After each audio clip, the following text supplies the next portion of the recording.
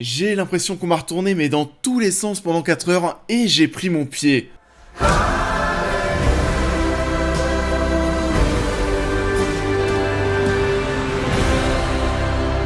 Bonjour à tous, j'espère que vous allez bien, et voilà mesdames et messieurs, la Snyder Cut est enfin là. Ça paraît presque irréel, ça fait des années qu'on espère voir ce projet revenir d'entre les morts. Vous avez aussi les critiques de tous les autres films de l'univers sur la chaîne. Je vous annonce aussi au passage que la critique de Wonder Woman 84 devrait arriver très vite, mais aussi qu'il y aura une seconde vidéo sur cette Snyder Cut qui sera bien plus longue, bien plus détaillée, et normalement je ne serai pas seul, petite surprise. Zack Snyder's Justice League est réalisé par Zack Snyder de retour pour nous livrer un nouveau montage de son film. Bruce Wayne est déterminé à faire en sorte que le sacrifice ultime de Superman ne soit pas vain. Pour cela, il met en place un plan pour recruter une équipe de méta-humains afin de protéger la Terre. Et avant de débuter, un petit retour sur la genèse du projet, parce que voilà, bon, je sais que beaucoup d'entre vous sont au courant, mais il y en a aussi pas mal qui ne savent pas d'où sort cette nouvelle version du film. Alors, petit retour en arrière, on en a déjà parlé sur la chaîne, le film Justice League est bien sorti en 2017 au cinéma. Sauf que celui-ci avait traversé pas mal de problèmes durant sa production. Zack Snyder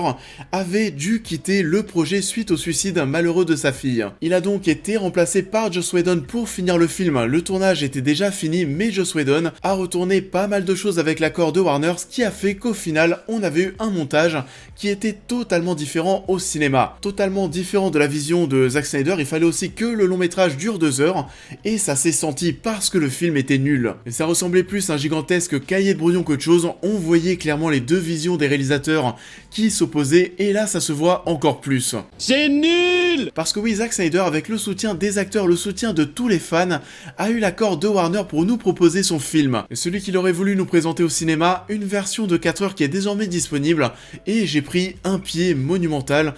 Oh là là, mais vraiment, quel orgasme! They said the age of heroes would never come again.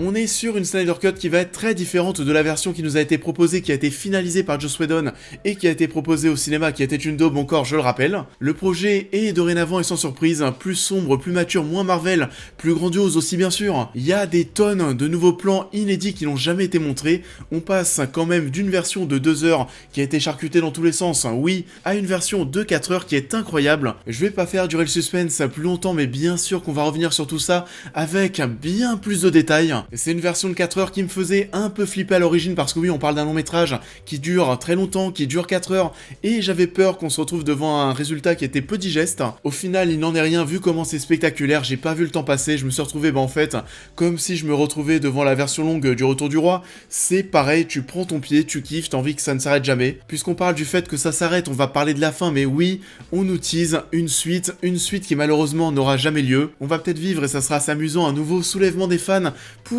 avoir la suite du travail de Snyder. Après le release Snyder Cut, on va peut-être avoir le, je sais pas, Restore Snyder's Universe. En tout cas, ce qui est sûr, qu'on aime ou qu'on n'aime pas le travail de l'homme, ça a de la gueule, ça a bien plus de gueule que la version 2017, ça a largement assez de gueule pour être projeté en salle, ça aurait dû peut-être être découvert en salle de cinéma, et on l'aura certainement parce qu'on sait que Snyder souhaite une version en noir et blanc qui arrivera, je pense, en salle, bien sûr. Et paradoxalement, puisqu'on est là en train de parler d'une version de 4 heures qui ne pouvait potentiellement pas être digeste, et bah, je trouve, oui, ce montage bien plus digeste que la version de Whedon. Dans le film de 2017, on assistait à des choses qui étaient mais tellement charcutées qui n'avaient au final aucun sens. Est-ce que vous vous souvenez de ma critique qui est sortie il y a 1 an et où je relevais justement le fait que le montage était hideux? Le combat Atlantis a vachement été raccourci, ça se voit, ça complète ce que je suis en train de vous dire. Même quand t'as 4-5 figurants, là en l'occurrence les gardes, et bah ils crèvent tous sans même que tu puisses les voir. Et Steppenwolf va apparaître, va en buter un seul. Sur le plan d'après, tu vois déjà que le corps a disparu, tu sens déjà qu'il y a une couille quelque part, et le plan continue et tu vois que tout le monde est mort comme par magie, c'est n'importe quoi. Là on va voir des tonnes et des tonnes de plans en plus, c'est bien plus fluide, bien plus compréhensible. Le moment où Steppenwolf s'appuie sur ce mur pour repartir intervient bien plus tard, et ça explique pourquoi toutes ces personnes sont déjà mortes, il y a des scènes de bataille en plus. Et ça va être ça carrément durant toute l'œuvre, c'est bien plus fluide, bien plus compréhensible pour le spectateur, bien plus agréable. Et puisqu'on parlait de Steppenwolf, on va bien sûr revenir sur les personnages qui vont gagner en traitement. Alors on commence par celui-ci, son design, je ne suis pas forcément très fan. Il a quand quand même plus d'identité et plus de gueule que celui de la version 2017. Steppenwolf a une petite origin story dans cette histoire, un petit traitement en plus. Tu comprends mieux qui il sert, Darkseid qui est aussi présent dans cette histoire, et ça fait plaisir de le voir enfin. On aperçoit clairement qu'il est dominé par ce dernier, on voit que c'est un sous-fifre, on s'attache bien plus à lui, bien plus à la Justice League. À commencer par Flash et Cyborg qui sont les deux grands gagnants de cette Snyder Cut, surtout Cyborg qui lui est vraiment très attachant. Il va prendre beaucoup plus de place, tout comme son passé, son père aussi prend de la place dans cette histoire. Flash et Ezra Miller sont tout à coup moins agaçants, on prend plaisir là aussi à suivre ce personnage que l'on découvre totalement dans cette Justice League. Donc là aussi le fait de prendre le temps pour le mettre en avant, pour l'introduire, et bah ça fait plaisir, et Flash m'a fait rire, il y a aussi des scènes qui sont mais absolument grandioses le concernant. On est content de retrouver Batman et Bruce Wayne sous les traits de Ben Affleck. Ce Bruce Wayne, ce Batman est définitivement mon Batman favori, je sais pas vous. Oh, yeah.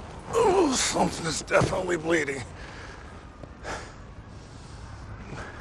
Il se fait d'ailleurs attendre avant de le voir en tenue de chauve-souris parce que oui, son costume est présent au bout de quasiment 2 heures. Ce qui n'était pas le cas dans la version de 2017 et on voit que finalement ces plans étaient tournés par Joss Whedon. Au niveau de Wonder Woman et d'Aquaman, on était déjà sur deux personnages qui avaient été bien mis en avant dans le film de 2017. Wonder Woman c'était le personnage, c'était l'héroïne qui avait le vent en poupe après le succès de son premier film. Le long métrage Aquaman était prévu pour suivre les aventures de Justice League. C'est pour ça qu'on avait donc ces deux personnages qui étaient déjà bien mis en avant. Là, à part le fait qu'il y a bien plus de contexte, il n'y a pas 40 000 modifications, à part le thème de Wonder Woman, chaque apparition de Wonder Woman, parce que oui, ça aussi, la BO a été totalement retravaillée. Junkie XL est revenu bosser sur Justice League. Il avait aussi été remplacé pour finaliser la version de Joss Whedon. C'est Danny Elfman qui avait été recruté, mais bon, concrètement, Danny Elfman, on l'a pas trop senti, on n'a pas senti son génie. Là, Junkie XL est de retour, chaque thème est percutant et vraiment mémorable. Et tous ces petits chants féminins grecs lorsque Wonder Woman apparaît sont absolument jouissifs.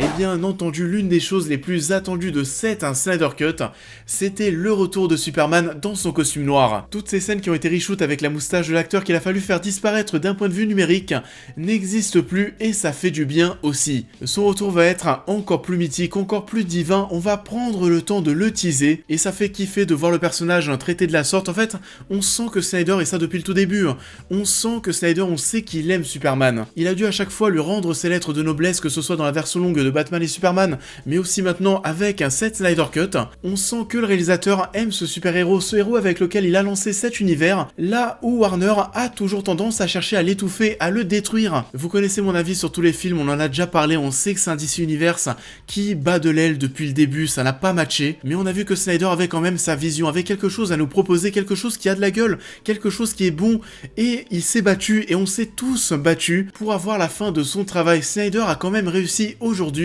à nous proposer sa trilogie. On a retiré toutes ces couleurs, toutes ces choses superficielles qui ne venaient pas du réalisateur d'origine, mais bien de Joss Whedon, mais aussi surtout de Warner, qui voulait marveliser la formule en quelque sorte. Ça marche très bien du côté de chez Disney et de leur MCU, là ce n'est pas le cas. On voyait très bien qu'il y avait des choses en trop. Tout ce côté, vous savez, toutes ces scènes qu'il y avait avec la famille russe, cette course qu'il y avait entre Flash et Superman durant le combat final, mais quelle horreur! Et on a même la chance de voir cette œuvre avec quasiment tous ses plans. Ce film, on peut le voir en 6 parties. On peut suivre cette histoire comme une mini-série, libre à vous de faire comme vous le souhaitez.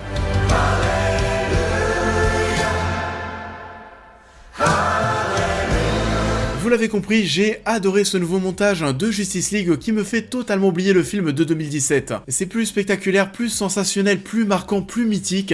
Vraiment, Snyder nous a foutu une claque. On va revenir très prochainement sur plein d'autres choses. Le Joker par exemple, on parlera aussi du format de l'image qui met bien plus en avant certaines choses.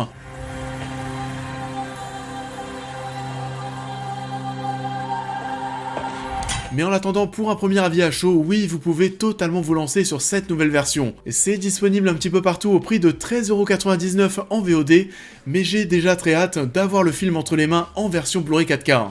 Ça en est tout pour cette critique, j'espère que ça vous a plu comme d'habitude. Je vous invite à liker et à partager la vidéo, à me dire en commentaire ce que vous avez pensé de cette Snyder Cut. Pour les nouveaux, je vous invite à vous abonner, à me suivre sur tous les réseaux, il y a pas mal de choses qui arrivent comme je vous le teasais. On va bien sûr reparler de ce nouveau montage très vite, mais en attendant, je vous souhaite à tous une très belle soirée et je vous dis à très vite.